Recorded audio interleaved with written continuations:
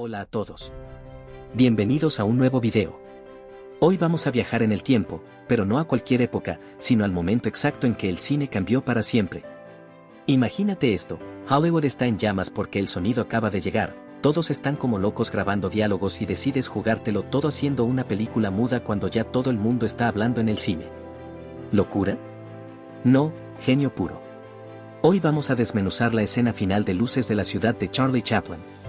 Prepárate, porque si no se te pone la piel de gallina con esto, es que estás muerto por dentro. Ese hombre era Charlie Chaplin y la película es Luces de la ciudad de 1931. Pero lo que nos trae hoy aquí no es solo la comedia, sino el final. Sí, con mayúsculas. Un final que, 95 años después, sigue haciendo llorar hasta al más rudo y que es considerado, casi por decreto universal, el mejor de la historia del cine. ¿Cómo es posible que un vagabundo y una florista nos rompan el corazón en 1000 pedazos sin decir una sola palabra? Prepárense, porque vamos a analizar esta joya, las anécdotas del rodaje y por qué ese cierre es una absoluta perfección.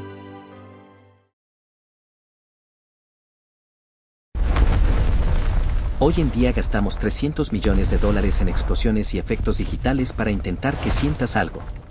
Pero hace casi 100 años, un tipo con pantalones anchos y zapatos rotos logró el mejor final de la historia, sin decir una sola palabra.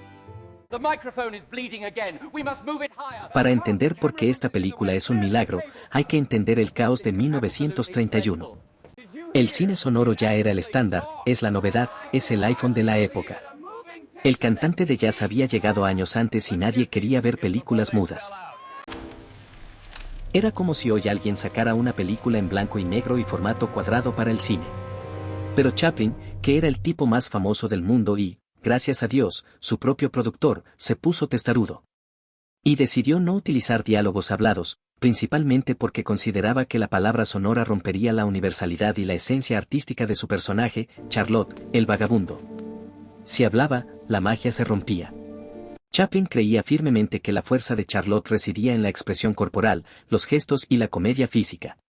Darle una voz específica y un idioma concreto limitaría el atractivo universal del personaje, que hasta entonces había sido entendido y amado por audiencias de todo el mundo sin barreras idiomáticas.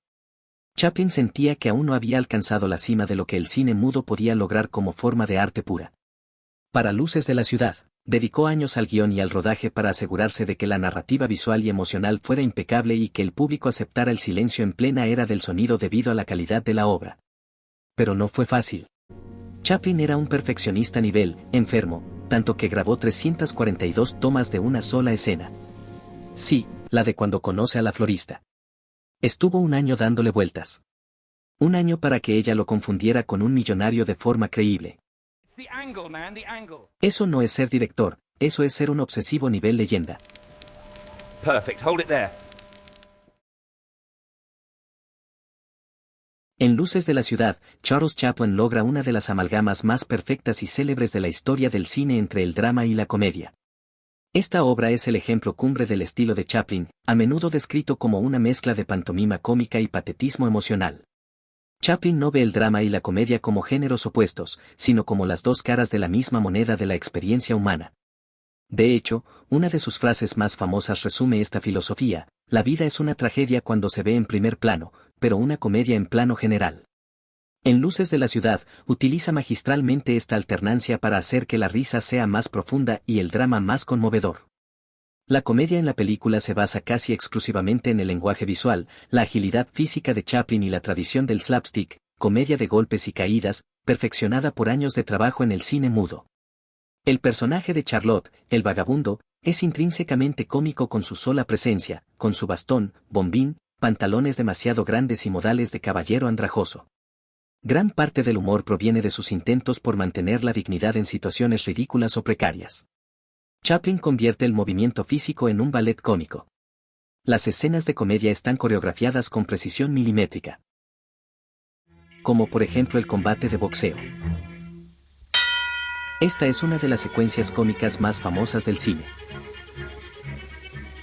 Chaplin utiliza el ring como un escenario para una danza caótica, usando al árbitro como escudo, enredándose en las cuerdas y esquivando golpes con una gracia casi sobrenatural. El humor proviene de la incongruencia entre la supuesta violencia del boxeo y la danza evasiva y coqueta de Charlotte. Chaplin también utiliza la comedia para criticar las divisiones de clase. La relación con el millonario excéntrico que solo reconoce a Charlotte como su mejor amigo cuando está borracho, pero lo echa a la calle cuando está sobrio. Esta dinámica es una fuente constante de gags, Charlotte salvándolo del suicidio una y otra vez, pero también satiriza la hipocresía y la superficialidad de la clase alta. Aunque no hay diálogos, Chaplin usa la banda sonora sincronizada para crear chistes. En la escena inicial, las voces de los políticos que dan discursos son reemplazadas por graznidos ininteligibles, burlándose de la pomposidad de la autoridad y sugiriendo que el diálogo sonoro era a menudo irrelevante o vacío.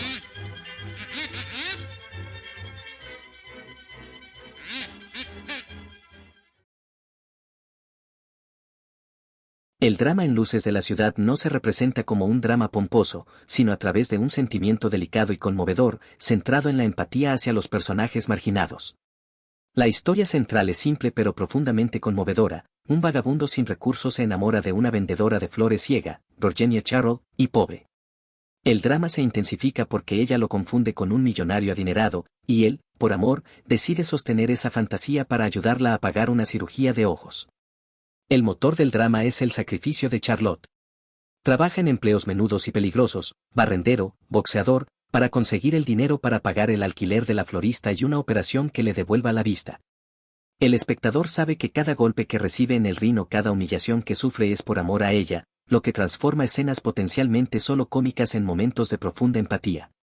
La genialidad radica en cómo Chaplin teje el drama y la comedia. A menudo, sabotea un momento excesivamente sentimental con un gag para evitar que se vuelva empalagoso, o inserta un recordatorio dramático en medio de una escena cómica para darle peso. Al principio, cuando Charlotte descubre a la florista, se sienta a observarla embelesado en silencio. Es un momento muy tierno, pero Chaplin lo remata con un gag. La florista, al no verlo, vacía una maceta y le tira el agua encima. Durante el combate de boxeo, mientras Charlotte recibe golpes y el público se ríe, el espectador no olvida por qué está allí, necesita desesperadamente ese dinero para la florista. Esto transforma una escena meramente graciosa en una que genera una profunda empatía.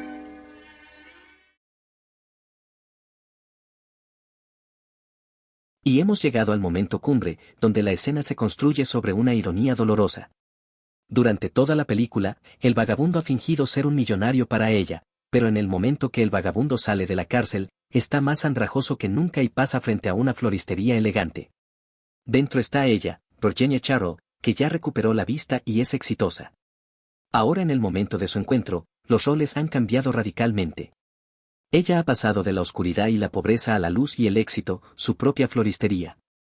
Y él ha caído aún más bajo, sale de la cárcel, está andrajoso y ha perdido su dignidad física.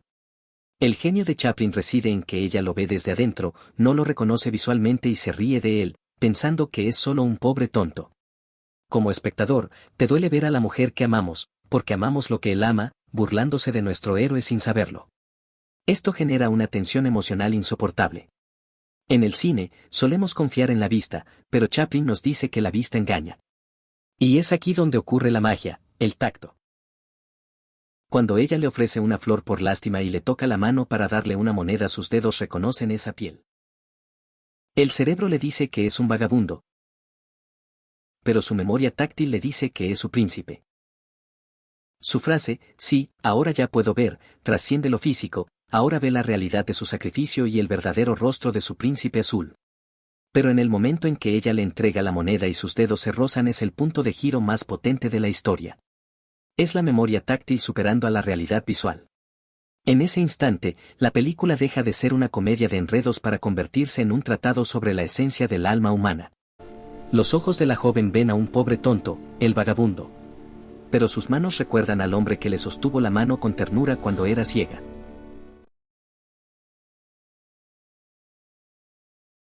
Ella pregunta, ¿usted? Él, con una mirada que mezcla vergüenza, amor y alegría pura, asiente. Ella dice, sí, ahora ya puedo ver. Esta es, posiblemente, la línea de diálogo, escrita en intertítulo, más cargada de significado en el cine. No solo dice que recuperó la visión física, sino que finalmente ve quién es él realmente, el hombre que pagó la cirugía y la salvó de la oscuridad. Ve que su príncipe azul no vestía de seda, sino de harapos. Ve el sacrificio, la cárcel y la miseria que él aceptó por ella. Es el reconocimiento de la belleza interior. Ella acepta la realidad del vagabundo, y esa aceptación es el clímax del amor platónico. Para este final, decidió usar primer planos para clavarnos la cámara en la cara. La cámara se queda en su rostro, el rostro de Chaplin es un mapa de emociones encontradas. Hay vergüenza, porque no quiere que ella lo vea así, terror, por miedo a ser rechazado ahora que ella puede ver su realidad, y una esperanza tímida. Él se muerde el dedo con timidez y sonríe, este gesto es una regresión infantil, el vagabundo se siente desnudo ante la mirada de ella. 95 años después, seguimos intentando copiarlo. Desde Pixar hasta los grandes directores de culto, todos le deben algo a este vagabundo. ¿Y por qué es el mejor final? Porque no nos muestra el vivieron felices por siempre. No necesita un beso apasionado, ni una boda, ni un discurso de 10 minutos. Chaplin nos deja en el momento exacto del reconocimiento. Es un final abierto, puro y dolorosamente bello. La película termina con un fundido a negro justo cuando ella lo reconoce. No sabemos si ella lo invitará a pasar, si se avergonzará de él a largo plazo o si se irán juntos. Chaplin confía tanto en su audiencia que deja que nosotros completemos la historia. Mira, luces de la ciudad de Chaplin. Sí, entremos. He oído que es maravillosa. Luces de la ciudad nos enseña que no necesitas palabras para decir lo más importante. La próxima vez que alguien les diga que el cine mudo es aburrido, enséñenles esos últimos 2 minutos. Es un recordatorio de que, al final del día, todos somos un poco como el vagabundo, tratando de dar lo mejor de nosotros, esperando que alguien nos mire a los ojos y nos diga, sí, ahora te veo. ¿Y tú? ¿Lloraste con este final? It's just a movie. ¿Qué opinan? ¿Creen que ella se quedó con él o que el contraste de clases fue demasiado? Déjenmelo en los comentarios y no olviden darle like si este vagabundo también les robó el corazón. Si te gustó este análisis, suscríbete porque se vienen más joyas del cine. Nos vemos en la próxima función.